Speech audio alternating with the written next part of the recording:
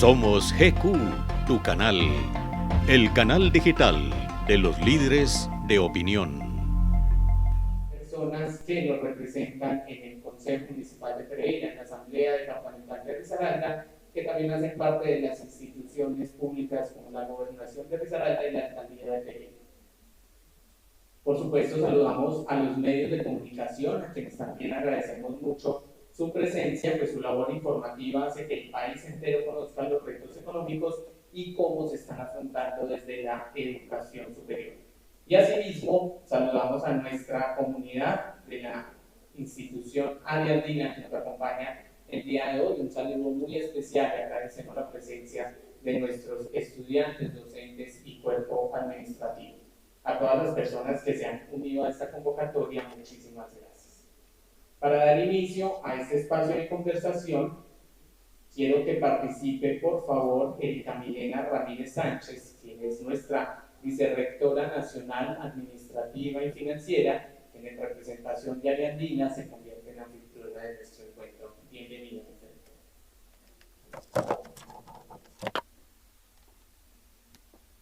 Es que le estaba diciendo a Sebastián que a mí todos los atriles me tapan por lo grande que soy. Bienvenidos a todos. Es de verdad un placer recibirlos en la seccional de Pereira. Agradecerle a nuestro rector Felipe por acogernos en este sexto encuentro de financieros. Esta es una ciudad muy cálida, aunque hoy ha estado pasado por lluvia, pero queremos que este sea un espacio donde ustedes aprovechen, se hagan preguntas, nos llevemos inquietudes, pero sobre todo que ustedes que están acá con nosotros compartan con esta comunidad académica, administrativa, docente, que somos uno solo. Bien, siempre hemos dicho que somos la familia arandina y lo hemos promulgado y lo hemos vivido en estos 40 años que llevamos de fundados. Entonces, no quiero opacar la charla del doctor Cárdenas, así que bienvenidos. La idea es que podamos compartir estas experiencias y generemos esos lazos de fraternidad que siempre hemos tenido. Hay que trabajar por este país, construir un mundo mucho mejor para nuestros hijos, los que tenemos y los que no, pues tenemos familiares cercanos que están en este camino donde lo necesitamos. En un mundo tan vulnerable como el que estamos hoy día, nosotros debemos ser el cambio, y estas instituciones que estamos hoy reunidos acá, estas 20, estamos para pensar diferente, para hacer un cambio y unirnos para poder dejar ese legado que es con nuestros hijos y nuestros familiares. Entonces, si nosotros ponemos ese granito de arena, lo podemos lograr. Así que bienvenidos a la sede de doctor Cárdenas, qué gusto tenerlo nuevamente por esta su casa y estamos atentos a esta charla que de verdad va a ser provechosa para nosotros. Buena tarde.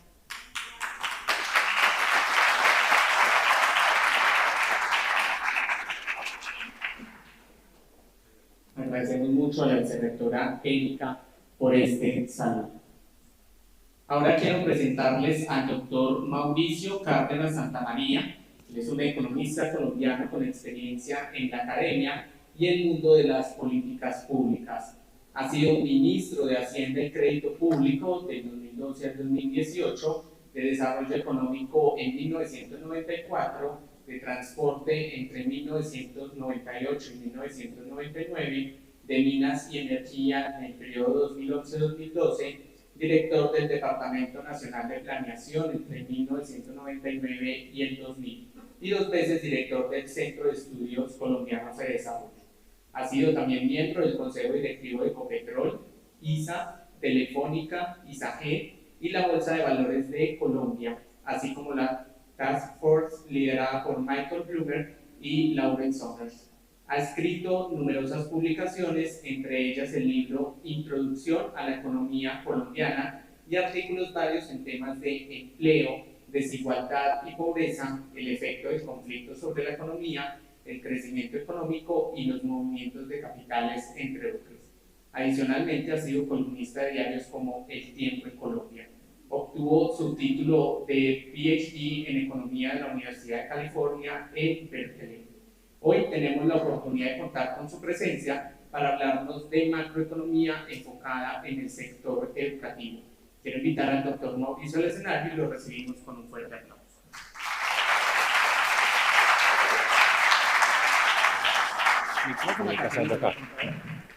Bueno, muchas gracias. Estoy muy complacido de estar acá. Creo que es la segunda vez en menos de un mes que estoy presente aquí en las aulas de la Universidad Ariandina, primero en Bogotá, hoy aquí en Pereira. Esta es una universidad maravillosa, es una universidad que realmente representa lo que significa la oportunidad de educarse para miles y miles de colombianos, y en educación de calidad y educación al mismo tiempo bastante democrática, abierta. También he estado en Valledupar, en el campus de la Ariandina, que también es una universidad magnífica. Y qué buena coincidencia que están acá los vicerrectores financieros, las personas encargadas de manejar las finanzas de las universidades, que están reunidas hoy aquí en la Universidad de la Ariandina, que pues es una muy buena oportunidad para que ellos analicen el sector de la educación en la parte que tiene que ver con los recursos, que creo que todos tienen retos parecidos y nada mejor en esta vida que trabajar en equipo y compartir experiencias y aprendizajes. Así que gracias por estar acá. Espero que esto les sea de utilidad para los talleres y las decisiones que están tomando. Bueno, la charla mía tiene que ver con el momento actual de Colombia, una lectura sobre el momento actual de Colombia y las perspectivas, lo que viene hacia adelante, qué podemos esperar. Todos necesitamos ese tipo de información para tomar buenas decisiones y sobre todo necesitamos esa información cuando hay vientos cruzados, porque cuando hay vientos cruzados es más difícil discernir hacia dónde van las cosas. Entonces, hoy el país está caracterizado por esos vientos cruzados. Cuando uno está piloteando y hay un viento de frente, pues sabe que tiene que meterle más potencia a los motores. Cuando sabe que hay un viento de cola, pues se puede dejar arrastrar por el viento, pero cuando hay vientos cruzados es mucho más difícil pilotear. Y eso es lo que está pasando en este momento en Colombia. Y pilotear una universidad, pilotear una empresa es difícil. Entonces, voy a comenzar usando un término que es una especie como de lugar común para caracterizar lo que está pasando con Colombia hoy en día. Hay muchos contrasentidos, hay muchas contradicciones, hay muchas paradojas, es decir, no todo va en la misma dirección. A eso me refiero cuando hablo de los vientos cruzados. Y por eso hay tantas lecturas. Hay gente que dice que el país va muy bien. Por supuesto, al gobierno le encanta decir que el país va muy bien y se apoyan ciertas cifras. Pero hay gente que dice no, el país no va bien, el país va mal y también se apoya en ciertas cifras. Yo lo que quiero a lo largo de esta charla es mostrarles que hay que leer siempre lo que está pasando en la superficie,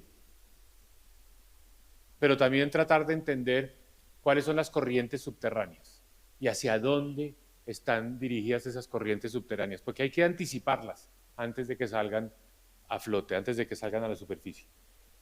Voy a comenzar con una gráfica que me parece sumamente elocuente para ilustrar estos contrasentidos, estas paradojas, estas contradicciones.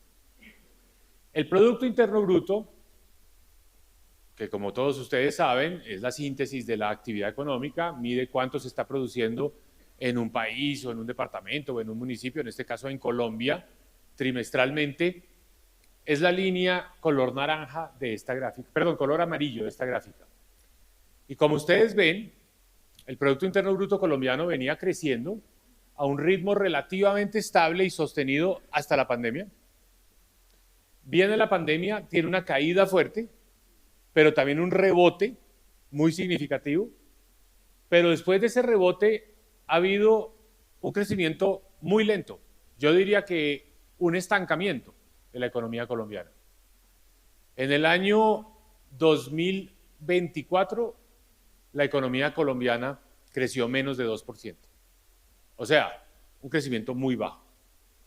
Entonces todos sabemos eso, estamos en un país con lento crecimiento. Eso de entrada ya pone muchos retos, porque cuando la economía crece tan poco, menos de 2%, pues no genera las oportunidades que se requieren para el desarrollo. O sea, uno no se puede desarrollar creciendo al 2%. Es imposible alcanzar el desarrollo. Ustedes han oído hablar de las economías emergentes, economías que emergieron del subdesarrollo hacia el desarrollo. Uno no emerge con un crecimiento del 2%. Para emerger se necesita un crecimiento del 4, del 5, del 6%. Pero con un 2% nos quedamos estancados, porque, por ejemplo, no sube significativamente el ingreso, no se generan empleos, no hay recursos para reducir la pobreza, en fin, no emergemos. Con un crecimiento del 2%, no emergemos. Pero aquí viene el contraste. El Producto Interno Bruto se puede desagregar en 3 componentes por el lado de la demanda. El consumo de los hogares, que es el más importante de todos, es el que más pesa, que es la línea color azul de esta gráfica. Y como ustedes ven, el consumo de los hogares en Colombia subió mucho después de la pandemia y se ha mantenido alto. No hay una crisis de consumo, no hay una crisis económica, porque como esto es lo que es el termómetro de la economía, cuando a los hogares les preguntan en las encuestas de opinión, ¿usted siente que la situación económica está bien, regular o mala? La mayoría de personas contestan que está bien, que están mejor que hace un año. No están sintiendo una crisis. Es decir, el consumo va bien. Eso es parte, digamos, central de la lectura de lo que está pasando hoy en Colombia. Pero hay un contraste, y es que la inversión está mal. La inversión cayó. ¿Y qué es la inversión? La inversión es la compra de vivienda, la construcción de edificaciones, carreteras, infraestructura, maquinaria, equipo, bodegas, centros comerciales, oficinas. Eso es inversión. Entonces vivimos en un país bien en materia de consumo, mal en materia de inversión. Es un gran contraste. Les hago la siguiente pregunta. ¿Qué pesa más? ¿Qué es más importante? ¿Qué es más importante, el consumo o la inversión? Depende, ¿no? Si queremos tomarle la temperatura a la economía hoy, el consumo es más importante. La foto hoy de la economía, la satisfacción con la economía, el consumo. Pero si queremos ver la película de lo que va a pasar hacia adelante y sobre todo lo que va a pasar en materia de crecimiento económico, lo más importante es la inversión. Porque los economistas tenemos muchísimas discrepancias, rara vez nos ponemos de acuerdo en algo, pero una de las reglas, digamos, de oro de la economía es que para crecer hay que invertir. No hay posibilidad de crecer sin inversión. Y eso lo defienden los economistas de derecha, los de izquierda. Todo el mundo entiende que la inversión es absolutamente indispensable para crecer. Obviamente, con una inversión baja como la que tenemos hoy en día, pues vamos a crecer en el futuro menos. Entonces, ojo, la sensación térmica de la economía hoy es buena. La gente está gastando. Ustedes hablan, por ejemplo, con los empresarios que venden motos, o los que venden alimentos, o los que venden vehículos, o los que venden gaseosas o cervezas. Todos tuvieron el año pasado el mejor año de toda la historia. No daban abasto, no había inventario. Las utilidades fueron excelentes. No hay una crisis. No crean que las elecciones del 2026 van a ser alrededor de la crisis económica que hay que resolver. No estamos en Argentina. No va a ser Milei El Salvador. Porque Milei llegó en Argentina porque la economía había caído en un hueco horrible. Con inflación, hiperinflación. No, aquí no hay una crisis económica. El nivel de consumo es alto. Hay una crisis de inversión. ¿Quién hace el consumo? Los hogares. ¿Quién hace la mayor parte de la inversión? Los empresarios. Entonces hay una diferencia también en la lectura entre hogares e empresarios. Miran la economía de una manera diferente. Indaguemos un poco más qué hay detrás de esto. ¿Por qué está mal la inversión? Es una muy buena pregunta. ¿Por qué si las ventas van bien, por qué la inversión va mal? En teoría, si uno va vendiendo, pues dice, tengo que ampliar la fábrica, o tengo que ampliar o comprar otro local, ampliar el negocio, comprar más máquinas, no sé. ¿Por qué si el consumo va bien, la inversión va mal? ¿Qué explica que la inversión se haya caído tanto en Colombia? La desconfianza, la falta de confianza, la incertidumbre. Entonces, cuando las personas aquí, digamos los empresarios, hablan de propuestas de negocios, alguien le propone a otra persona, vamos a comprar este local que está desocupado, que podemos ensanchar. ¿Cuál es la respuesta a cualquier propuesta de negocio que hoy se hace en Colombia? ¿Cuál es la respuesta estándar? Lo que está, digamos, en piloto automático. ¿Qué decimos? Esperemos a ver. Espere a ver. Espere a ver. ¿Espere a ver qué? Espere a ver qué realmente. Espere a ver 2026, las elecciones. Eso es así. Espere a ver. Ese es el marco mental. Espere a ver. Y cuando la respuesta es espere a ver, pues no hay inversión, todo está parado. ¿Cuál es la respuesta que uno quisiera oír? hágale, tal cual, para adelante. Y eso, digamos que es la respuesta cuando hay optimismo. ¿Por qué? Porque si no lo hacemos ya, si no hacemos ese negocio, alguien más lo va a hacer, se nos va a adelantar la competencia.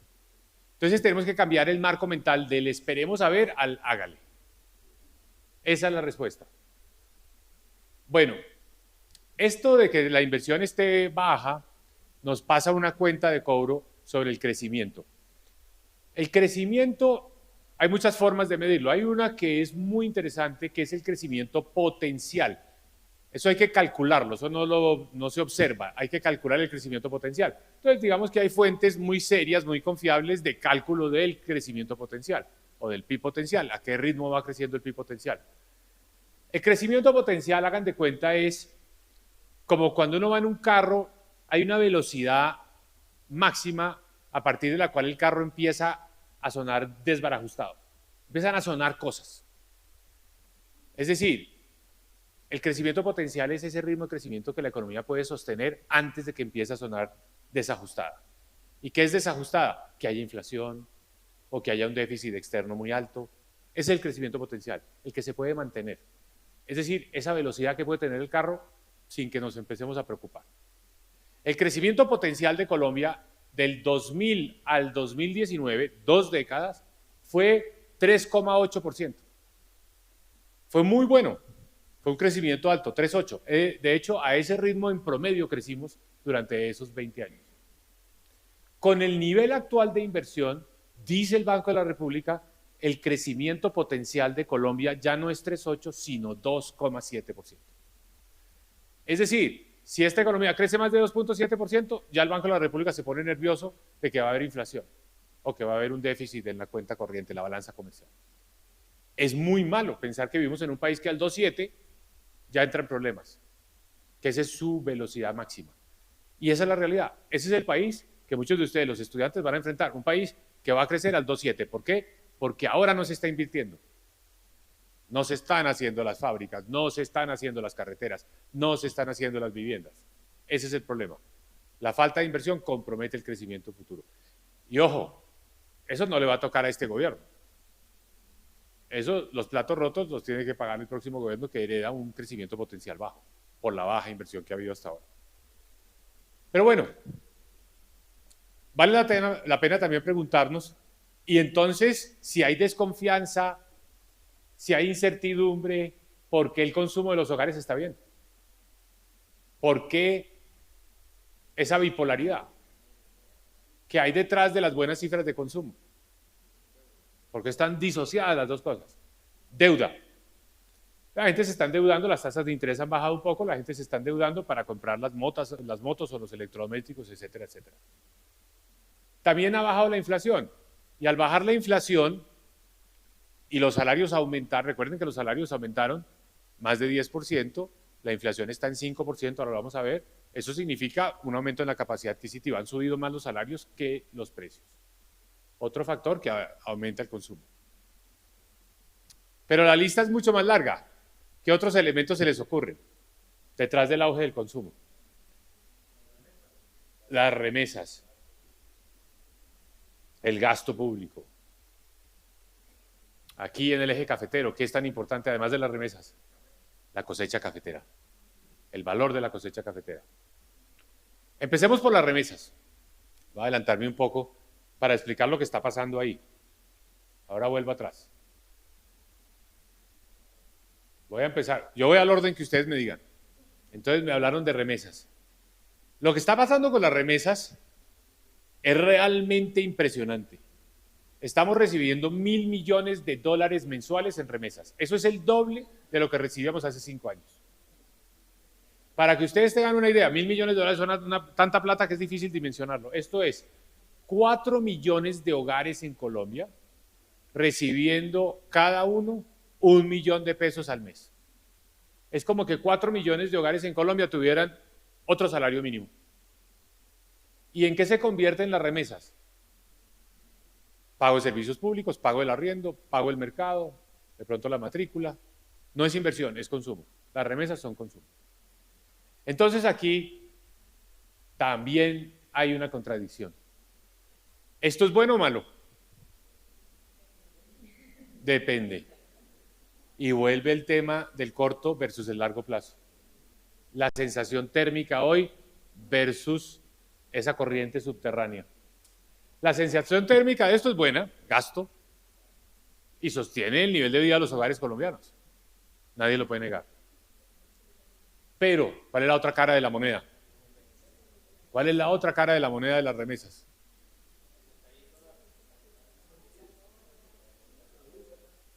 Colombianos que se van.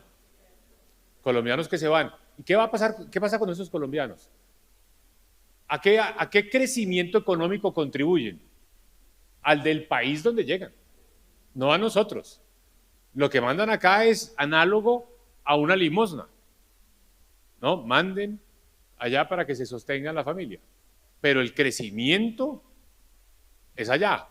La capacidad, los migrantes colombianos, por cierto, suben muy rápido en sus escalas de ingresos en los países que los reciben. En Estados Unidos es de todas las nacionalidades latinoamericanas, el grupo colombiano, eso está identificado y está estudiado, es el que más rápido va subiendo en ingresos, va mejorando su nivel de ingreso más rápido que los demás. Pero eso contribuye al Producto Interno Bruto de Estados Unidos, no al nuestro. Fíjense que aquí pasa un poco lo mismo de esta tensión entre consumo e inversión, porque esto apoya el consumo, pero esto es pérdida de capital humano, es lo mismo, es pérdida de capacidad productiva futura, es pérdida de capital humano. ¿Quiénes son los colombianos que se van? Les hago la siguiente pregunta. ¿Colombianos en pobreza extrema? ¿En pobreza? ¿Clase media? Sí. ¿Por qué? Porque para irse hay que tener plata. Hay un municipio en el departamento de La Guajira que se llama El Molino. En El Molino, Guajira, sería imposible convocar un grupo como el que está reunido acá hoy, de jóvenes. No hay jóvenes. Ya se fueron todos. Hay una oficina en El Molino que se encarga de tramitar la migración de colombianos hacia Estados Unidos. Y ojo cómo funciona esto. Usted llega a esa oficina y le dicen, bueno, escoja Chicago, Washington o Nueva York. Entonces usted dice Chicago. Esa oficina por 30 millones de pesos le vende el siguiente paquete. Vuelo a México, transporte terrestre a la frontera, paso a pie por el hueco y del otro lado de la frontera, bus hasta Chicago. Y al llegar a Chicago ya tiene el empleo. ¿Haciendo qué? Construcción. Redes de colombianos, construcción. Y se lo ofrecen en cualquiera de esos tres destinos. Usted paga 30 millones de pesos. No tiene que pagar los 30 millones de pesos de una sola vez. Va por cuotas. Le dan crédito. Y la última cuota la paga cuando ya llegó allá. ¿No? Entonces, usted necesita 30 millones de pesos para poderse ir de Colombia. Sí, o sea, usted la paga sobre la base de que llegó y le dieron el trabajo. Bueno, ojo con esto. 30 millones de pesos no los tiene cualquier persona. Entonces usted necesita tener ya algo de capacidad económica, de educación, etc. Entonces aquí estamos con una gran disyuntiva para Colombia y es, estamos perdiendo capital humano. Alguien podría decir, bueno, pero también estamos recibiendo migrantes de Venezuela. Entonces, ¿cómo queda esa ecuación entre los que se van y los que llegan? Hay una pérdida neta de capital humano. O sea, en el agregado perdemos capital humano. No quiere decir que es mucho mejor que lleguen los venezolanos a que no lleguen. Estaríamos peor si no hubieran venido. Pero perdemos capital humano. Eso es bien importante, porque eso afecta el crecimiento futuro. O sea, es como que nuestro sistema educativo echara para atrás. Bueno, detrás del boom de consumo está esto. Pero detrás del boom de consumo hay otro elemento, y es el factor gasto público. Y me voy a, ya, dado que tú lo mencionaste, me voy a ir al gasto público. El gasto público genera circulante, estimula la economía. El gasto público es un factor, digamos, que estimula el consumo, no hay duda. y depende de qué tipo de gasto. O sea, hay diferentes tipos de gastos. Si usted como gobierno lo que se dedica es a hacer carreteras, pues lo que genera es inversión. Eso cuentas en la inversión. Pero si se dedica a nómina, eso se vuelve gasto, eso se vuelve consumo. Entonces, no le quiero meter a esta charla mucha política, pero ustedes no ven al gobierno realmente inaugurando carreteras o hospitales o instituciones educativas. Ese no es el nombre del juego. Esa no es la forma de hacer política ahora. La forma de hacer política es a punta de nómina. La nómina. Y en particular con una figura que siempre se ha utilizado, eso hay que decirlo, pero se está utilizando ahora más que nunca, que se llaman las OPS. ¿Qué son las OPS? Órdenes de prestación de servicios. Entonces, ¿cuál es la realidad acá? El gobierno quiere contratar gente, pero la nómina, la planta de las entidades oficiales, pues es como una especie de muro. Usted no puede pasar de los cargos que están aprobados en esa planta, porque eso se los ha aprobado el Departamento de la Función Pública y es muy rígido. Se mueve, pero hay que hacer muchos trámites. Hay una forma, digamos, de tomar un atajo para contratar personas en la administración pública, que son los contratos de prestación de servicios, las OPS, que pueden ser por 3 meses, 6 meses, 1 año. Bueno, las OPS están hoy en un nivel que no tiene ningún paralelo en la historia de Colombia. En el mes de febrero se firmaron 140.000 OPS en el gobierno nacional. En el 2018, en todo el año, un año entero, 80.000. Este año, en un mes, 140.000. 140.000. ¿Eso qué quiere decir? Que el gobierno está gastando, contratando personas, son temporales, también los conocen como supernumerarios, no tienen realmente mucho oficio, porque para eso está la planta de las entidades. Y esos son votos. Por eso se llama empleo militante. El empleo militante. Porque es un empleo que milita, es un empleo que es fiel al proyecto político del gobierno. Y ahí están votos. O sea, antiguamente aquí se hablaba del clientelismo, ¿no? Que era que los congresistas tenían unos cargos y ocupaban los cargos con sus amigos. Esto es el clientelismo ya a la enésima potencia. Es más, no hay espacio para meter esas personas, no hay dónde llevarlos, porque las oficinas pues tienen un número determinado de escritorios y de computadores. Entonces ahora se inventaron una figura que se llama el pico y placa, que es que un grupo llega a las 7 de la mañana, está hasta las 11, otro grupo llega a las 11, se va a las 3, otro llega a las 3 y se va a las 7. Y ahí usan el mismo escritorio y el mismo computador, y pues obviamente hay 3 contratos, 3 sueldos, 3 empleos militantes. Y cada empleo militante pues tendrá a su vez sus amigos, sus familias, que también van a ser parte de ese proceso de fidelización política. Exactamente, exactamente. Bueno, no voy a meterle mucha política a esto, pero el presidente Petro en campaña dijo que se acababan los contratos por prestación de servicio porque todo el mundo tenía que tener seguridad social y todos los beneficios de ley. Pero la necesidad del gobierno de llevar toda esta gente para ganar respaldo. Entre otras cosas, por eso el desempleo ha venido bajando. Que con una economía que no crece, pues que creció el año pasado poco, es raro que el desempleo esté bajando. Y es que ha habido generación de empleo en el sector público muy dinámica, y ahora les voy a comentar también en la economía rural, en el sector agropecuario, que es un sector que va bastante bien. Bueno, esas son algunas de las explicaciones de por qué el consumo va bien. No les mencioné la de la cosecha cafetera. Estamos produciendo este año, vamos a producir este año en Colombia 15 millones de sacos de café. Ese es un récord en casi 30 años. Y el precio del café está a $4 por libra. Eso es, estamos produciendo más que nunca y estamos vendiendo al mejor precio. El valor de la cosecha cafetera, la carga de café, está en un muy buen nivel. Eso sostiene pues a 520.000 familias en Colombia, que obviamente con ese ingreso van a consumir más. Por eso hay un auge de consumo. Entonces yo creo que una buena pregunta para hacerse, no les tengo la respuesta, es ¿qué va a dominar desde el punto de vista económico el sentimiento de los electores el año entrante?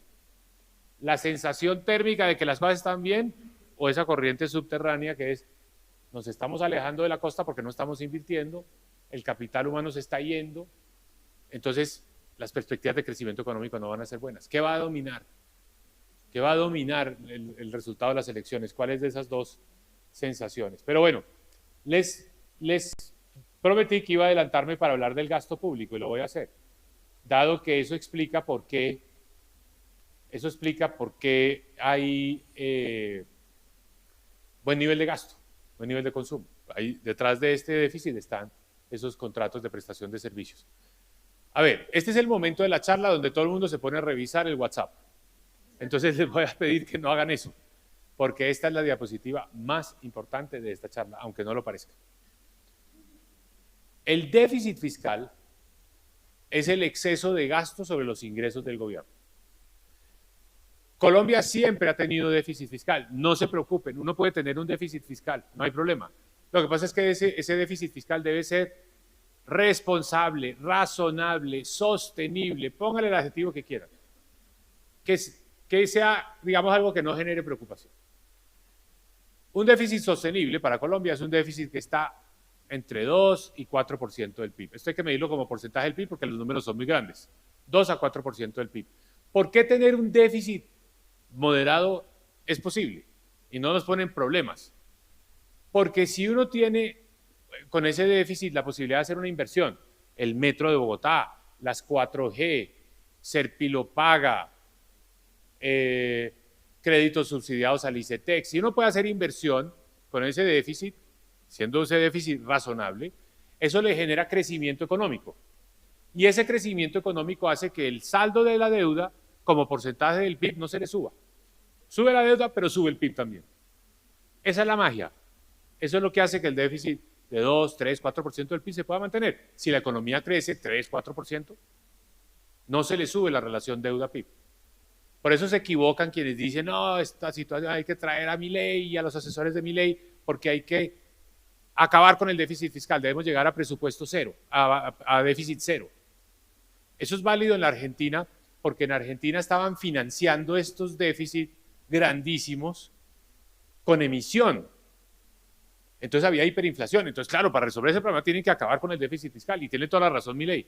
Eso no es Colombia. Por eso se equivocan los candidatos que dicen, no, aquí hay que traer a Milei y hacer todo exactamente como la parte fiscal de Milei. No, aquí hay que arreglar las finanzas públicas, pero no necesariamente llegar a un presupuesto balanceado. Podemos tener un déficit de 2, 3, 4%, lo podemos manejar. Y si a cambio de eso tenemos mejor educación, mejor infraestructura, pues más competitividad, está bien, nos va a servir. Pero lo que pasa es que ya no estamos en ese mundo de los déficits fiscales sostenibles. La pandemia nos metió en un déficit muy alto, pero todo el país lo entendió. ¿Por qué? Porque era algo extremo, era una emergencia. Y era necesario subsidiar el empleo para que los empresarios pues, no despidieran a los trabajadores. Era necesario darle a los informales, a las personas en condición de pobreza, un subsidio para vivir, ingreso solidario. Era necesario comprar las UCIs, era necesario poner más camas en los hospitales, comprar las vacunas. Bueno, todo lo que fue necesario durante la pandemia, nadie lo cuestiona. Lo hizo el mundo entero. Pero todo el mundo entendió que eso era temporal y que después había que corregir ese déficit. Y efectivamente Colombia lo corrigió, lo fue corrigiendo hasta el año 2023. Pero el año pasado, oh sorpresa, otra vez un déficit gigante. Gigante. Y un déficit que además está maquillado porque en diciembre el Ministerio de Hacienda no pagó 50 billones de pesos que los chutó para el 2025. Y al hacer eso, pues bajó el déficit del 2024, pero le generó un problema este año. Normalmente chuta, yo lo hacía como ministro de Hacienda, 20 billones. Y 20 todos los años. Entonces no hay problema porque usted al final del año vuelve y mueve 20 para el año siguiente y así. Pero si usted de repente pasa de mover 20 billones que deja en cuentas por pagar a 50 billones, pues queda estrangulado al año siguiente porque se le va el presupuesto del 2025 pagando la deuda de los contratos que no pagó el 2024. ¿Ah? El jineteo, el famoso jineteo. Entonces aquí se abusó de la figura del jineteo, pero no va a entrar ahí. Esta cifra real sería mucho mayor. ¿No? Digamos 1,5 puntos del PIB más alto. Si el jineteo hubiera sido el de siempre. El caballo yendo al ritmo de toda la vida, esto habría sido 1,5 más. Bueno, ¿cuál fue la explicación del gobierno el año pasado para decir el déficit volvió a aumentar. ¿Qué dijo el gobierno? ¿Cuál fue la explicación oficial? La explicación oficial fue, se nos bajaron los ingresos frente a lo que teníamos programado y por ende apareció ese déficit. Bueno, si usted tiene un negocio y se le bajan los ingresos y al final le dice a los accionistas, no, es que se me bajaron los ingresos y tuve pérdidas, cualquier accionista lo primero que le va a decir es, ¿y por qué no recortó los gastos? ¿No? ¿Por qué se esperó hasta el final de año a decirme que tenía todas estas pérdidas? ¿No? Ustedes que son los financieros de las universidades, no se lo perdonan, los echan, perdónenme, los echan o no, a tal cual. Bueno, en el caso nuestro, el gobierno dijo no, se me bajaron los ingresos porque el señor de la DIAN había hecho malos cálculos y qué vaina, qué pena, pero sobre todo no lo vuelvo a hacer. Eso dijo el gobierno, no vuelve a pasar. Y este año vamos a corregir 2025 y volvemos a una senda sostenible, a un déficit fiscal bajo. Eso lo dice el ministro Guevara, ministro de Hacienda, en enero, febrero de este año, y va donde el presidente le dice, mire, presidente, para yo verdaderamente poder cumplir con esa reducción del déficit, tenemos que hacer un recorte del presupuesto. ¿Por qué? Por cierto, los ingresos de este año 2025 también están sobreestimados. ¿Qué le dijo el presidente? ¿Recorte? No, más bien, váyase, devuélvase a su despacho y presente la renuncia. Y cambian al ministro de Hacienda y viene un ministro que lo que dice es, mi función es cumplir con el Plan Nacional de Desarrollo. Eso es eufemismo, eso es lo que ahí lo que quiso decir, mi función es gastar. Obviamente todos los analistas en Colombia dijeron, esto se va a ver muy mal. El comité asesor de la regla fiscal, un órgano independiente, dijo, si el gobierno no recorta, este va a ser el déficit, peor que el del año pasado, peor que el de la pandemia. Nadie les paró bolas, nadie paró bolas. Como diciendo, esto no importa. Hace 15 días ya el país sí escuchó esto, pero porque lo dijeron en Washington y lo dijeron en inglés, ¿no? Y ahí sí la gente oye. ¿Y qué dijo el Fondo Monetario Internacional? Dijo, mire, señores del gobierno de Colombia, nosotros les habíamos dado una línea de crédito, un cupo en una tarjeta de crédito para que ustedes usen cuando quieran, un cupo de 8.000 millones de dólares, de libre disposición, para cuando necesiten en una emergencia, en cualquier caso, los usan. Eso nos lo dieron en el año 2009 y lo hemos tenido todo el tiempo. Solamente hemos usado ese cupo una vez durante la pandemia para pagar parte de esto precisamente, para financiar parte de este déficit. El Fondo Monetario Internacional sacó un comunicado y dijo esencialmente lo siguiente. Dijo, mire, el cupo de la tarjeta de crédito, su tarjeta de crédito ha sido bloqueada. No lo puede usar. Si mañana lo quiere desembolsar, no lo puede desembolsar. ¿No? Es decir, Colombia hoy se quedó sin llanta de repuesto. Justo cuando se acaba el pavimento, porque la economía mundial ya entró en terreno destapado, que hay muchas incertidumbres en la economía mundial y nos quedamos sin la llanta de repuesto. ¿Y cuál fue la razón del Fondo Monetario Internacional? Dijo, también en un lenguaje bastante críptico del Fondo Monetario, dijo, porque Colombia no tiene un plan fiscal creíble. Como quien dice, no le creemos a estas cifras. El déficit va a ser muy alto, incluso más alto de esto, y por lo tanto, si el déficit fiscal de Colombia va a ser tan alto, nos morimos del temor de que después no nos paguen. Por eso la tarjeta queda bloqueada. China nos presta. Yo creo que ese es el plan B. Tal cual, así de sencillo. Entonces, en condiciones normales, cuando el Fondo Monetario hace semejante advertencia, el gobierno de Colombia corre a ver cómo presenta unas cifras creíbles y arregla el problema.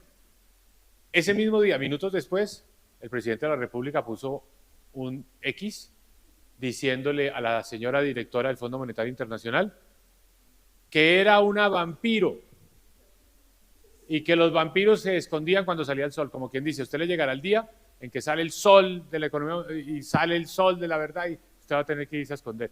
La amenazó.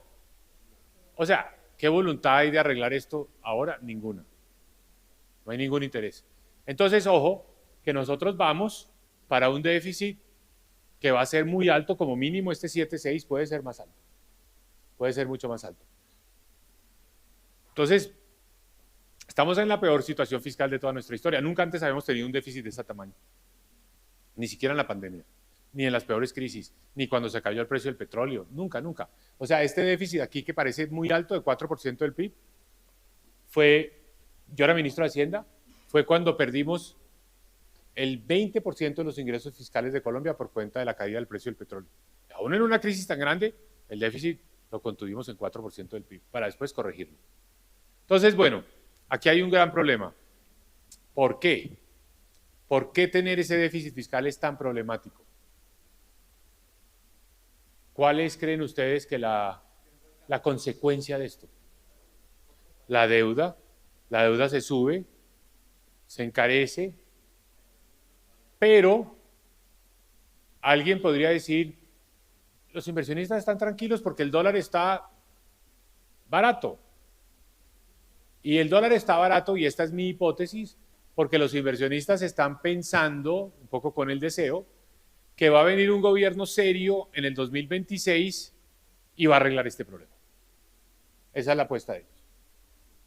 Que eso se llama en los mercados financieros el efecto Chao Petro, es decir, se va Petro y viene alguien serio y arregla pone las cuentas en orden. Es un gran problema que le queda al próximo gobierno, porque no solo tiene que acabar con las órdenes de prestación de servicios, tiene que hacer una cantidad de cosas, cerrar entidades, hay que acabar con el Ministerio de la Igualdad, hay que acabar con la Unidad Nacional de Gestión de Riesgos de Desastres, hay que acabar con la UNP. La UNP cuesta 3 billones de pesos para proteger a 8,000 personas y hay mucho problema de contratación y de exceso de gasto. Hay que acabar con entidades. O sea, hay que hacer una cantidad de cosas que no van a ser impopulares.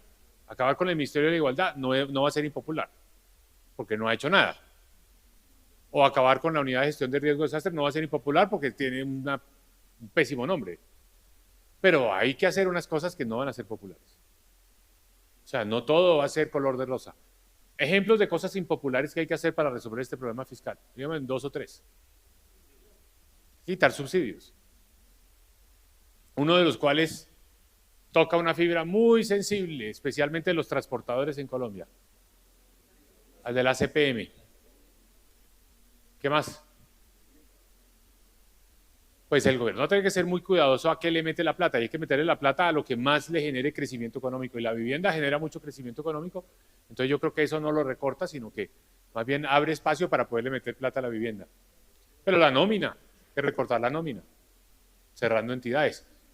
Cuando yo me retiré del Ministerio de Hacienda, en Colombia había 1 millón de empleados públicos en el gobierno central, llamémoslo así. Hoy hay 1.300.000. Pues parte de eso hay que deshacerlo, no hay duda. Pero bueno, de ese tema no se va a hablar mucho antes de la posesión de un nuevo presidente, porque nadie va a hablar en campaña. O sea, vamos a hacer la analogía. Colombia está acumulando grasa, esto es evidente, grasa. Ahí vamos ganando grasa. Pero todavía nos sentimos bien. O sea, todavía no nos sentimos con ningún problema. Por el contrario, queremos más grasa. O sea, uno cuando consume mucha caloría lo que quiere es más. Todavía estamos ahí. Más adelante vamos a sentir la obesidad y más adelante vamos a sentir las enfermedades asociadas a la obesidad. Pero todavía no estamos en ese punto. Entonces, ¿quién quiere hoy que venga el doctor a decirle a uno que hay que ponerse a dieta? Nadie quiere que le hablen de dieta hoy. Pero la dieta va a llegar con el nuevo gobierno, pero nadie va a hablar de eso en campaña. Bueno, esa es la situación fiscal. Voy a echar para atrás con otro temita, que es el tema de los crecimientos sectoriales del país. Aquí también hay contradicciones o contrasentidos o paradojas. Hay sectores que van muy bien y hay sectores que van muy mal. Sector que va muy bien, el sector agropecuario. Crecimiento el año pasado del 8.1%. O sea, el sector agropecuario por sí solo aportó 0,8 puntos porcentuales al crecimiento. O sea, si la economía creció 1,7, 0,8 los puso el sector agropecuario. Casi la mitad. Y el otro sector que aportó mucho, casi la otra mitad, es el sector de administración pública, que creció 4,2. Ese es el empleo militante, porque el DANE en administración pública lo que mide es nómina. Otro sector que creció muy bien, pero pesa poco, es el de entretenimiento, que el país está gastando mucho en espectáculos, en competencias deportivas. A la gente le gusta y bueno, es parte, eso creo que de un fenómeno cultural post-pandemia. Pero en términos de aporte, la economía el año pasado creció por cuenta de dos sectores, agropecuario y administración pública. Y en contraste, miren las caídas de la industria y de la minería energía, caídas. Entonces esta es una economía también como a dos ritmos, uno avanzando, otro en reversa. Industria y minería energía en reversa. No me aguanto a hacer una reflexión sobre este tema. ¿Por qué está cayendo tanto el sector minero energético? ¿Por mala suerte o por malas decisiones? ¿Cuáles malas decisiones? Licenciamiento ambiental, impuestos y no nuevas licencias de exploración. ¿No es cierto? Entonces, yo me imagino que muchos de ustedes entienden perfectamente, comparten, son conscientes de que el mundo tiene un serio problema que se llama cambio climático, ¿o no? Y entendemos que las consecuencias del cambio climático nos afectan particularmente a nosotros acá en Colombia, con todos estos eventos climatológicos extremos, como las sequías, como las inundaciones, como la erosión costera. Estamos muy afectados. Y los países del Caribe en particular también, o tormentas y huracanes. Estamos muy afectados, estamos como en la región del mundo que más se impacta por el cambio climático. Además, aprovecho para decirles una cosa. El cambio climático, digamos, una de sus dimensiones es el aumento en la temperatura promedio del mundo, que ha aumentado desde mediados del siglo XIX más o menos 1,2, 1,3 grados centígrados. Pero eso, el aumento de la temperatura global, no afecta a todos los países del mundo por igual. O sea, si usted vive en Siberia y la temperatura promedio anual es 6 grados centígrados y se le sube a 7, no le pasó nada malo. De hecho, puede que haya ganado. Va a tener más meses al año posibilidades de producir y cosechar en el agro. Pero si su temperatura promedio es 22 grados centígrados o 23 grados centígrados y se le sube 1 grado o 2, eso sí es grave, porque hay mucha gente que ya entonces no puede trabajar con ese calor, se reducen las horas laborales, se reduce la productividad, etc. Nosotros estamos en ese grupo de países que tienen la temperatura promedio alta y que por lo tanto un aumento de 1 grado es mucho peor que para un país, digamos, en las zonas temperadas. Pero en fin, el cambio climático real a nosotros nos afecta y tenemos que ser muy serios alrededor de este problema. Pero la pregunta es, ¿cuál es la forma más efectiva de combatir el cambio climático? Pues lo primero es reducir las emisiones de gases de efecto invernadero. Y las emisiones de gases de efecto invernadero de Colombia están esencialmente en la deforestación. Están asociadas a la deforestación, a la tala de bosques y de selvas. No están asociadas a la producción de petróleo o a la producción de gas o a la producción de carbón. Ahí se generan muy pocas emisiones en Colombia. Entonces, si vamos a ser serios, tenemos que frenar la deforestación. Eso sí nos ayuda. Pero la decisión del gobierno fue decir, vamos a ser serios con el cambio climático y vamos a frenar la producción de hidrocarburos en Colombia. Les hago la siguiente pregunta. ¿Qué pasa cuando el consumo de hidrocarburos en el mundo está alto y se mantiene alto y no ha bajado? Si Colombia deja de producir, alguien más va a producir ese barril de petróleo. Entonces, si estamos hablando de una transición energética justa, pues nosotros no debemos ser el primer país del mundo que deja de producir petróleo. De hecho, deberíamos ser el país que produce el último barril de petróleo que va a consumir la humanidad, porque somos más pobres. Los que deberían dejar de producir el petróleo son los más ricos. Esa es la justicia. Entonces, no tiene mucho sentido haber dejado de producir o tratar de incentivar o estimular una política de reducción de producción en Colombia. Y de hecho se han cometido errores que nos cuestan. Por ejemplo, al bajar la producción de gas, ¿qué ocurre? El consumo de gas en Colombia sigue. El consumo de gas en nuestras estufas, los calentadores de agua, las calderas de las empresas, sigue, las termoeléctricas, sigue. Mientras siga el consumo de gas y nosotros producimos menos gas, pues tenemos que empezar a importar gas, que eso es lo que hemos estado haciendo. Y ese gas importado cuesta 3 veces más que el gas que producimos en Colombia. Entonces, nos tiramos un disparo en el pie. ¿Por qué? Porque estamos pagando más por el mismo gas que hubiéramos podido producir nosotros. Pero el gran contrasentido es que ese gas importado es un gas que genera muchas más emisiones de CO2 que el gas producido por nosotros. ¿Por qué? Porque el gas importado tiene muchos procesos industriales que consumen mucha energía. El gas está en su estado gaseoso original en los países que lo producen, digamos Estados Unidos. Hay que hacer un proceso industrial para llevarlo a un estado líquido, es el GNL, el gas natural licuado. Ponerlo en unos buques cisterna, transportarlo, eso consume energía. Llega al puerto colombiano, Cartagena, y hay que devolverlo al estado gaseoso, otro proceso industrial, genera todavía más emisiones de CO2. Al final del día, el gas natural licuado genera tantas emisiones, puesto en las estufas de nuestras cocinas, tantas emisiones como si estuviéramos quemando carbón, el combustible fósil más contaminante de todos. O sea, es un contrasentido, no logramos nada, ni bajar las emisiones de gases de efecto invernadero en Colombia y acabamos pagando 3 veces más. Una política mal diseñada, guiada sobre todo por dogmatismos, por ideologías, por credos, no por cifras. Si alguien hubiera preguntado, le hubieran haber dicho al presidente, mire, no baje la producción de gas. Después el presidente rectificó y dijo no, que él sí estaba de acuerdo con que se explorara para encontrar gas, pero no petróleo. Se le olvidó un pequeño detalle. En Colombia siempre que hemos encontrado gas es porque hemos estado buscando petróleo. Y estamos buscando petróleo y de repente aparece el gas. Y es como el premio de consolación, porque es mucho más rentable encontrar petróleo.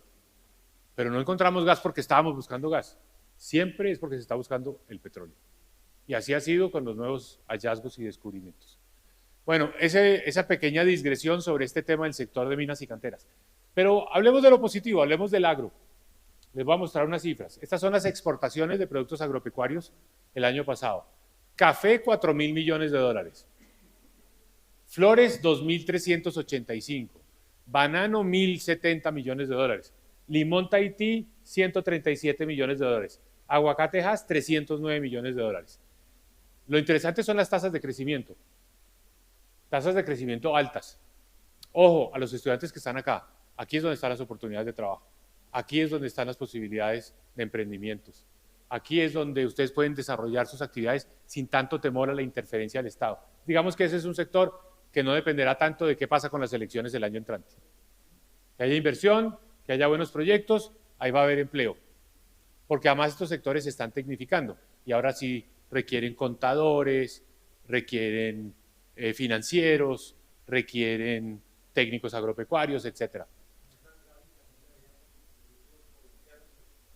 Sí, de pronto, lo que pasa es que eso no es el agro, pero bueno, pero sí hay que meterle eso, porque es el segundo producto de exportación ya en Colombia, la gente.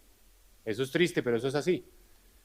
Bueno, aprovecho para decir acá, Aguacate Hass con un crecimiento del 54%, 309 millones de dólares, excelente cifra. Sin embargo, a punta de aguacate no vamos a reemplazar el petróleo en Colombia.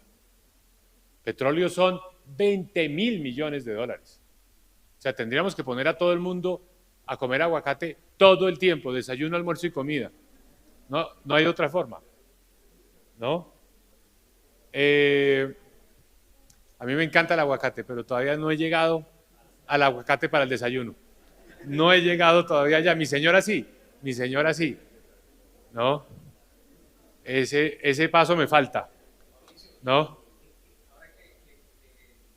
Carlos preguntaba por la salida de colombianos, ¿qué porcentaje comparativamente tenemos de esa salida de colombianos?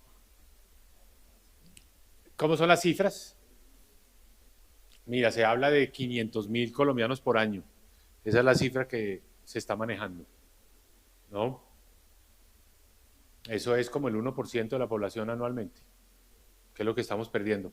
Bueno, Otra noticia positiva, también muy orientada hacia los estudiantes y que puede incidir un poco sobre las decisiones de los sectores educativos. En Colombia se habla mucho de que nos va mal en las exportaciones. Bueno, aquí estamos viendo que en las exportaciones agropecuarias no nos va mal. Hay otro rubro de exportaciones donde nos está yendo relativamente bien. No tan visible, entre otras cosas, porque es intangible. Servicios, exportaciones de servicios. Entonces miren estos datos. Estas son las exportaciones de unos rubros que se conocen como BPOs y KPOs. ¿Qué son BPOs y KPOs? Tercerización de servicios empresariales o tercerización de servicios de conocimiento, llamemos que esos son los KPOs. 2.000 millones de dólares anuales en exportaciones de estos servicios. A mí me parece que como propuesta para el país, nosotros deberíamos como concepto pensar en no exportar la gente, no exportar el capital humano, sino exportar los servicios. Facturar en dólares, vivir en pesos. Ese es el modelo. Y hay una forma de exportar, digamos, y de facturar en dólares, que son precisamente servicios que podemos prestar desde Colombia. Entonces, por ejemplo, en el caso de los BPOs, centros de llamada, que eso ya tiene una larga historia, son el 53% de esas exportaciones. Pero en términos de conocimiento, consultoría empresarial, relaciones públicas, prestar esos servicios de asesoría desde Colombia. O piensen, por ejemplo, en otro rubro que está creciendo mucho, que es servicios de publicidad, investigación de mercado, encuestas de opinión, desde Colombia para el exterior, o servicios judiciales. Otro campo interesantísimo es servicios de asesoría contable y tributaria. Desde Colombia, en Colombia hacerle la declaración de renta a los gringos. Que a usted en Estados Unidos le cobran $1.000 o $2.000 por hacerle esa declaración, usted la puede hacer por $200 o $300 en Colombia. Obviamente necesita personas bilingües y entrenadas en impuestos y en conociendo el estatuto tributario del país que sea, pues, al que le vamos a exportar ese servicio. Aquí hay un gran potencial que se va a aumentar con la inteligencia artificial. Porque la inteligencia artificial nosotros podemos usar unas de las plataformas que ya existen, digamos el OpenAI o la que tiene Meta o la que tiene Google, y sobre eso montar, digamos, aplicaciones. El otro día estuve en Bucaramanga y vi una cosa que se las recomiendo, que tienen que ir todos a conocer, que se llama Campusland. Campusland es una bodega en la zona franca, es una bodega donde entrenan 1.000 jóvenes de estrato 1, 2 y 3 que acaban de terminar el colegio, la educación media, y los tienen 10 meses entrenándolos en programación, inglés y algunas habilidades blandas para aprender a programar, y casi, mejor dicho, sin excepción, todos salen y tienen ya trabajo, porque toda empresa hoy necesita un programador. Y el sueldo de entrada de estos jóvenes después de un año de entrenamiento es 2 millones de pesos. O sea, honestamente, habla de que hay unos oficios, unas competencias que el mercado laboral necesita y para las cuales no es indispensable hacer una carrera universitaria de 4 o 5 años. Eso pasa con el caso de los programadores. Bueno, eso les iba a decir con respecto a ese tema. Voy a hablar de otra cosa, dado que están aquí los financieros de las universidades. La tasa de interés. Ustedes han visto que hay una puja entre el gobierno y el Banco de la República sobre el tema de la tasa de interés. La tasa de interés de política, la tasa de interés de intervención, está en 9.25%. La inflación está en 5.16%. Entonces, normalmente esto se mira en términos de la tasa real. La tasa nominal, 9.25, menos la inflación, 5.16. Eso nos da algo así como 4.09, una cosa así, 4%, tasa de interés real. Lo normal es que Colombia ha tenido una tasa real del, póngale, 2%. Entonces no está alta. y el gobierno le pone mucha presión al Banco de la República para decirle que baje rápido esta tasa, pero el Banco de la República se ha resistido. Y solo este año solo la ha bajado 25 puntos básicos. Entonces, ¿quién va a ganar ese pulso? ¿El gobierno presionando para que bajen rápido las tasas de interés o el Banco de la República diciendo voy a ir lentamente? ¿Por qué dice el Banco de la República que va a ir lentamente? ¿Cuál es la explicación? ¿Cuál creen ustedes que es la razón del Banco de la República para no querer bajar tan rápido la tasa de interés?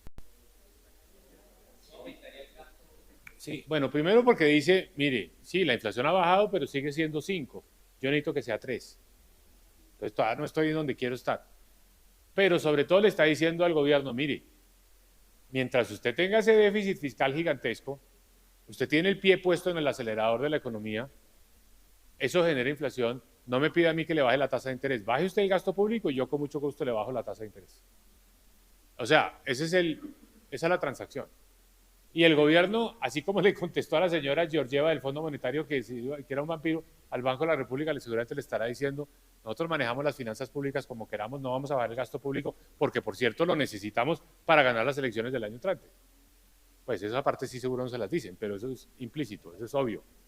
Entonces, no creo que vaya el gobierno a soltar el pie del acelerador y el Banco de la República entonces se va a quedar prudente, bajando la tasa lentamente, y yo estimo que al final de este año será 8.5%, se la bajará unas 3 veces más, 25 puntos básicos cada vez. No va a ser una fuente de grandes noticias, va a haber un poco de reducción del costo del financiamiento, pero no va a ser una cosa muy significativa. Bueno, creo que me estoy excediendo en el tiempo, ¿cómo voy? ¿Cuánto me queda? Bueno.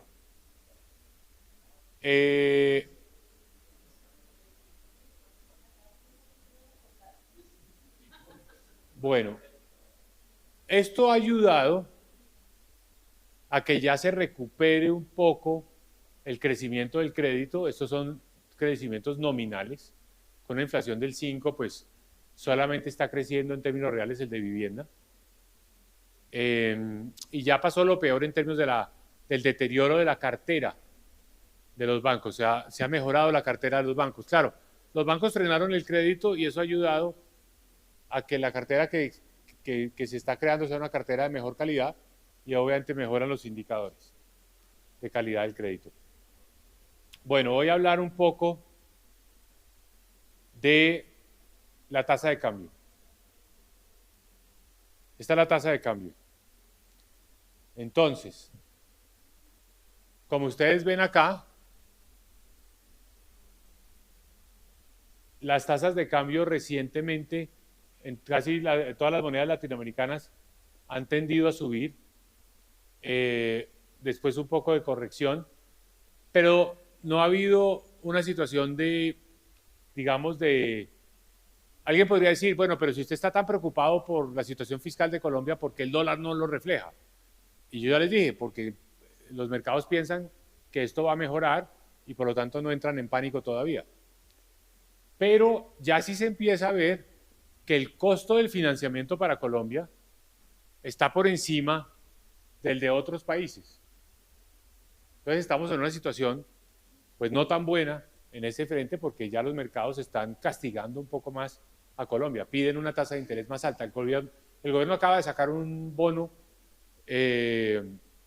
grande, casi 3.000 millones de dólares y tuvo que pagar mucho por colocarlo, o sea, pagó la tasa de interés más alta que se ha tenido que pagar históricamente en Colombia.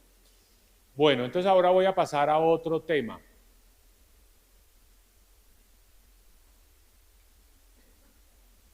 Ya voy. Y es este tema. También podríamos decir que el boom de consumo tiene algo que ver con el narcotráfico. ¿Por qué?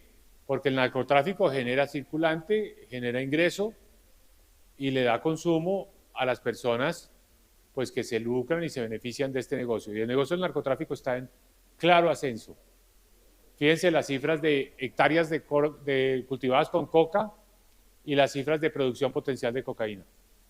Entonces aquí tenemos un problema muy serio, un problema que puede conducir a la desertificación de Colombia en la lucha contra las drogas y esa desertificación puede implicar sanciones económicas. Y estos son los datos a 2023. Los del 2024 no han salido, pero seguramente en hectáreas van a estar por encima de 330.000, el máximo histórico. Hace 10 años teníamos 100.000 hectáreas con cultivos de coca. Entonces la pregunta es, ¿qué pasó? ¿A qué horas se salió esto de toda proporción? ¿Por qué estamos inundados de cultivos de coca? ¿Y por qué la producción de cocaína ha aumentado tanto? Y ahí la respuesta indiscutible es que los grupos armados organizados pues han tenido la posibilidad, bajo la estrategia de paz total, de ampliar su cobertura territorial, su presencia en el territorio. Y lo que hoy vemos como conflicto en Colombia no es la confrontación entre la fuerza pública y estos grupos armados organizados. Muchas veces es los choques entre los grupos armados organizados, entre ellos mismos, por el control del territorio, por el control de los ingresos de la coca. Porque esos ingresos son los que alimentan, son el combustible del conflicto. Y por eso, si ustedes miran estas cifras, que son del 2025, de lo que ha corrido este año, de Naciones Unidas, pues esas burbujas color rojo son eventos, digamos, y afectados por el conflicto, por eventos de violencia. Y miren ustedes las cifras, desplazamiento forzado este año, 66.000 personas. Y obviamente las burbujas más grandes en Catatumbo, en el Chocó, en Nariño, en Cauca y en el Magdalena Medio. Yo ayer estuve, como les conté, bueno, ayer y antier en Córdoba y Sucre, y allá la gente lo que dice es que ya no pueden, por ejemplo, la foto del meridiano de Córdoba ayer era una retroexcavadora de un contratista que estaba haciendo una obra pública, una vía terciaria seguramente, incinerada por el Clan del Golfo, porque no había pagado la vacuna. Es decir, la extorsión está afectando a todo el mundo, a los comerciantes, a los tenderos y obviamente a los contratistas. Entonces, este es un problema muy serio de Colombia en este momento. Yo diría que de mi proceso de escuchar a Colombia y hablar con diferentes audiencias, no hay un problema más grande que este. O sea, el consumo no es el problema, ya lo dije. Pero esto está afectando la confianza, esto es parte de la incertidumbre, esto es lo que deteriora la inversión. O sea que aquí seguridad y economía se tocan. Y por eso Colombia tiene pues un tema muy pendiente, urgente, que va a ser mejorar las condiciones de seguridad. Y eso requiere empoderar a la fuerza pública, darle los recursos, recuperar el territorio, de hecho reintegrar o contratar de alguna manera a muchos exmilitares que los retiraron forzosamente, pero que todavía tienen pues mucho que aportar, coroneles retirados, etcétera, que va a ser necesario revincular para mejorar las condiciones de seguridad. Eso lo veo como algo indispensable que va a tener que hacer un nuevo gobierno, acabar con la paz total y retomar el control del territorio y volverle a dar presupuesto al sector de defensa. Por es cierto, a mí me parece un contrasentido, y esto es un poco más a título de opinión, un comentario editorial, no tiene sentido en este momento estar comprando aviones de combate. No están las condiciones para tener aviones de combate, la prioridad nuestra está en recuperar el control de este territorio y los aviones de combate en nada contribuyen a resolver este problema. Esto es un problema de helicópteros, esto es un problema de aerotransportación, esto es un problema de combustible, esto es un problema de tropa, esto no es un problema de aviones de combate. Entonces eso hay que hacerlo y va a ser muy importante. Y aquí voy a terminar haciendo una reflexión sobre las relaciones económicas con la China. Porque el problema de la desertificación es que Estados Unidos queda con la facultad, o el presidente de Estados Unidos con la facultad, de sancionar a Colombia. O sea, el problema de las drogas nos lleva a que nos pueden poner más aranceles. Eso es, digamos, como casi que parte del libreto de la desertificación. El mundo está hoy, de hecho, tiene unos conflictos que pueden estallar en cualquier momento. Una chispa puede prender una guerra. Ya hay una guerra comercial entre Estados Unidos y China. Y esa guerra comercial, ayer se desescaló un poco porque Estados Unidos y China acordaron bajar los aranceles por un tiempo. Pero ese conflicto está latente ahí. Estados Unidos y China, digamos que tienen mucha rivalidad, sobre todo en el tema económico, pero también tienen una rivalidad alrededor del tema de Taiwán. porque Taiwán, como todos ustedes saben, es el mayor productor mundial de los, digamos, de los chips, de los microprocesadores, necesarios en casi todas las industrias, pero especialmente en la industria de defensa. Y China tiene la política de que hay una sola China, y Estados Unidos que defiende la independencia de Taiwán y que protege a Taiwán. Pero en cualquier momento se genera un conflicto y se habla de que puede haber un cerco militar chino a Taiwán para frenar sus exportaciones, para frenar su economía. En fin, se habla mucho de cómo puede ese conflicto escalarse. Cuando el mundo está ahí en eso, a nosotros lo último que nos conviene es tomar partido, y sobre todo tomar partido a favor del enemigo de nuestro socio. Nuestro socio comercial es Estados Unidos, querámoslo o no, es nuestro principal mercado. Si Estados Unidos mañana nos pone un arancel a las flores, al café, nos saca y perdemos muchos empleos. Entonces no ganamos nada yéndonos a la China a provocar a nuestro principal socio, sobre todo con una mentalidad tan volátil, tan impredecible y tan explosiva como la de Donald Trump.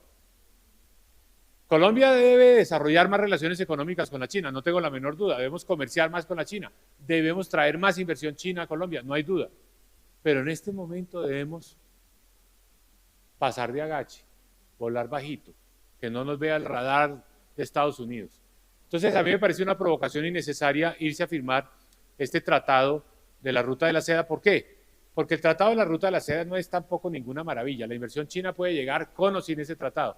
Ese tratado, pues a mí me hace pensar siempre de que a caballo regalado hay que mirarle el colmillo. ¿Por qué? Porque la China está haciendo eso, pero también para ganar influencia. La China, con lo de la Ruta de la Seda, ha construido la infraestructura de África, los aeropuertos, los puertos, los ferrocarriles.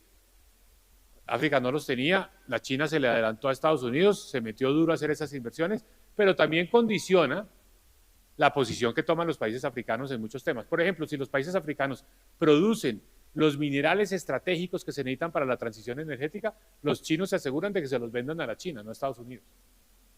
Para ellos son los que producen los paneles de energía solar o las baterías de los vehículos eléctricos, etcétera. Por eso ustedes ven que las calles de Colombia, cuando vemos vehículos eléctricos, son los BYD, no son los de Estados Unidos.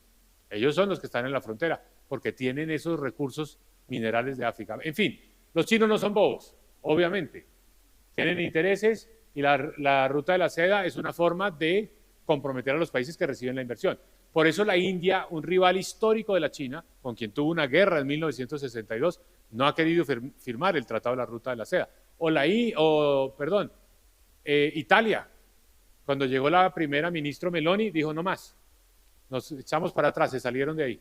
Conclusión, a nosotros no nos conviene hacer eso en este momento, no nos conviene provocar a Donald Trump. Bueno, estos son algunos elementos. Concluyo con lo siguiente. El próximo gobierno de Colombia va a tener un reto grandísimo, va a tener que enfrentar un posible apagón parecido al que enfrentó el presidente César Gaviria en su día y hora, una crisis fiscal como la que heredó Andrés Pastrana en el año 98, menos grave que la de Pastrana, una crisis de seguridad parecida a la que enfrentó Álvaro Uribe, más una crisis de la salud donde se necesitan 15 billones de pesos para pagarle a las IPS. ¿Sigo? No, no es un país para principiantes, no es un país para aprender en el cargo, es un país que requiere experiencia, porque va a ser necesario navegar en aguas muy turbulentas. Y por lo tanto, pienso yo que con ese criterio, pues también debe iniciarse este proceso electoral buscando esa experiencia, buscando ese recorrido, buscando sobre todo la capacidad probada de personas de tomar decisiones difíciles, impopulares, pero necesarias.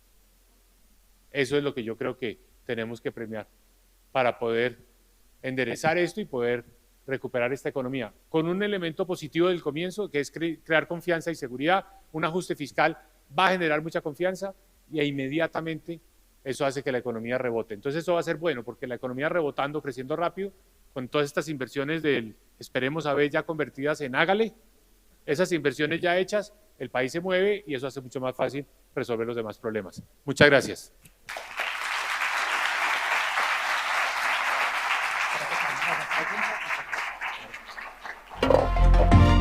Somos GQ, tu canal, el canal digital de los líderes de opinión.